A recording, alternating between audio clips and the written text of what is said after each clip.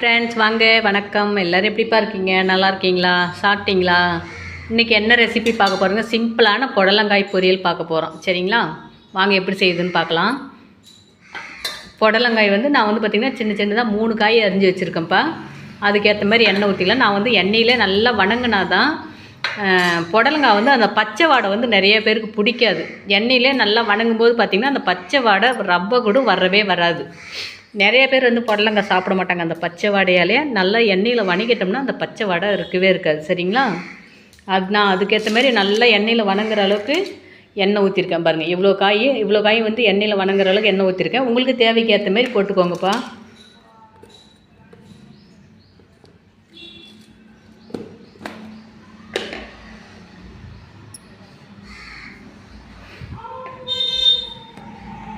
எண்ணெய் நல்லா காஞ்சிச்சு, கடுகு போட்டுக்கலாம்ப்பா. அடுத்து பார்த்திங்கன்னா உடச்ச கருப்பு உளுந்து பொரியலுக்கு பார்த்திங்கன்னா சூப்பராக இருக்கும். சரிங்களா? அந்த பருப்போடு சேர்த்து பார்த்திங்கன்னா பூண்டு சேர்த்து போட்டுக்கலாம். இன்றைக்கி கருவேப்பிலை இல்லைப்பா, அங்கே நம்ம வீட்டில் மரம் இருக்குது, போயிட்டு ஒடிச்சிட்டு வரல. அதனால் இன்றைக்கி நான் கருவேப்பிலை போடாமல் தான் சமைக்க போகிறேன். அடுத்தது பார்த்திங்கன்னா வெங்காயம் கொட்டிக்கலாம்ப்பா. அடுத்தது வெங்காயம் நல்லா வணங்கினதுக்கப்புறம் வரமிளகாப்பா காரத்துக்கு ஏற்ற மாதிரி போட்டுக்கலாம். நான் மிளகாத்தூள் போட மாட்டேன். அதனால் வரமிளகாய் ஃபுல்லாக மட்டுமே போட்டு செய்வேன். அதனால் நான் காரத்துக்கு ஏற்ற மாதிரி போட்டிருக்கிறேன். நீங்கள் மிளகாத்தூள் வேணுன்னா மிளகாய் கொஞ்சம் கம்மி பண்ணிவிட்டு மிளகாத்தூள் வேணுன்னா போட்டுக்கலாம். சரிங்களா? எனக்கு அந்த மிளகாத்தூள் போட்டு செய்கிறது பிடிக்காது. அதனால் வரமிளகாயை ஃபுல் காரத்துக்கு போட்டிருப்பேன். நான் சாப்பாட்டில் போட்டு பிசைஞ்சு சாப்பிட்றதால இந்த புடலங்காய், இந்த வரமிளகாய், சாப்பாடு 3 அப்படியே கலந்து சாப்பிட்றது போது காரத்தோடு சூப்பராக இருக்கும் டேஸ்ட்டு. புடலங்காய் கொட்டிக்கலாம்ப்பா.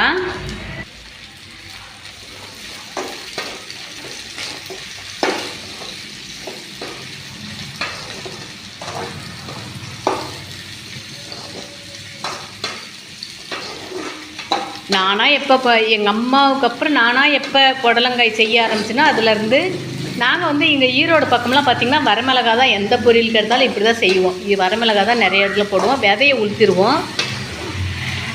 நான் விதைலாம் போடுவேன், பாதி தான் எடுத்துருவேன். ஏன்னா விதை நறுக்குன்னு கிடைக்கும். அதனால் பாதி விதை அதில் எடுத்துருவேன். நான் கிள்ளி போடுற மிளகாயில் பாதி விதை எடுத்துருவேன், பாதி விதை மிளகாயோடு கலந்துருக்கும். நான் ஊற்றின எண்ணெய் பார்த்திங்கன்னா பத்தலை, இன்னும் நான் கொஞ்சம் ஊற்றிக்கிறப்பா. நீங்கள் உங்களுக்கு தேவைக்கு ஏற்ற மாதிரி செஞ்சுக்குவாங்க. சரிங்களா? காய் கொட்டி நல்லா கிளறி விட்டதுக்கப்புறம் பார்த்திங்கன்னா உப்பு போட்டுக்கலாம்ப்பா. ஏன்னா அப்போ தான் காயில் நல்லா உரைக்கும் இல்லையா?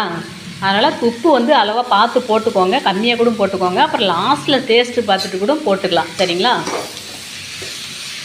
நல்லா எண்ணெயில் கிளறிக்கிட்டே இருங்க. அரை வேக்காடு அது மாதிரிங்கும்போது இது மாதிரி இருக்கணும். எண்ணெயிலே நல்லா வெனங்குச்சுன்னா பார்த்திங்கன்னா அந்த புடலங்காய் வாசனையே தெரியாது. நிறைய பேருக்கு அந்த பச்சை வாடை பிடிக்காதுன்னு சொல்லியிருந்தேன் இல்லையா ஸ்டார்டிங்கில்? அதுமாதிரி நல்லா எண்ணெயில் வணங்கிட்டால் அந்த பச்சை வாடை வராது.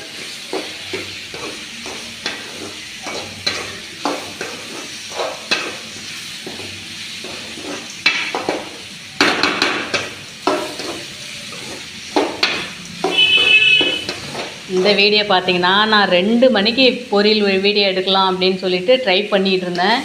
அங்கிட்டு இங்கிட்டு ஏதாவது ஒரு மூலையில் பாட்டு சத்தம் கேட்டுட்டு இந்த நம்ம யூடியூப் சேனலில் பாட்டு சவுண்டு கேட்கக்கூடாது.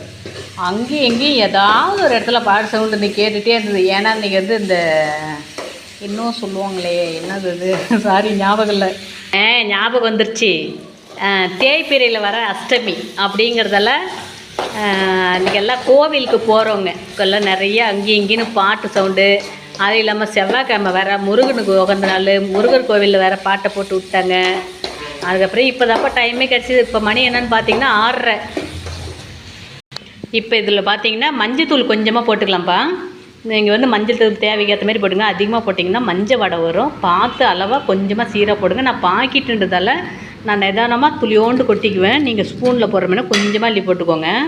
ஏன்னா எக்ஸ்ட்ரா போயிடுச்சுன்னா மஞ்சள் வாடை சாப்பிடவே முடியாது. பார்த்து கரெக்டாக போட்டுக்கோங்க. சரிங்களா? பாருங்கள், மஞ்சத்தூள் போட்டதுக்கப்புறம் நல்லா கலர்ஃபுல்லாக அழகாக நல்லாயிருக்கு. சரி, இப்போ நல்லா எண்ணெயிலே வணங்கிடுச்சு. கொஞ்சமாக தண்ணி ஊற்றி வேக வச்சுக்கலாம். கொஞ்சமாக போதும். நான் ஏன்னா எண்ணெயிலே ஒரு அரை பதத்துக்கு 3/4 பதத்துக்கு கூட இருக்கும். நல்லா எண்ணெயிலே வணங்கிடுச்சு. இப்போ கொஞ்சமாக இன்னும் ஒரு 1/4 வேக்காட்டுக்கு தண்ணி ஊற்றிருக்கோம்.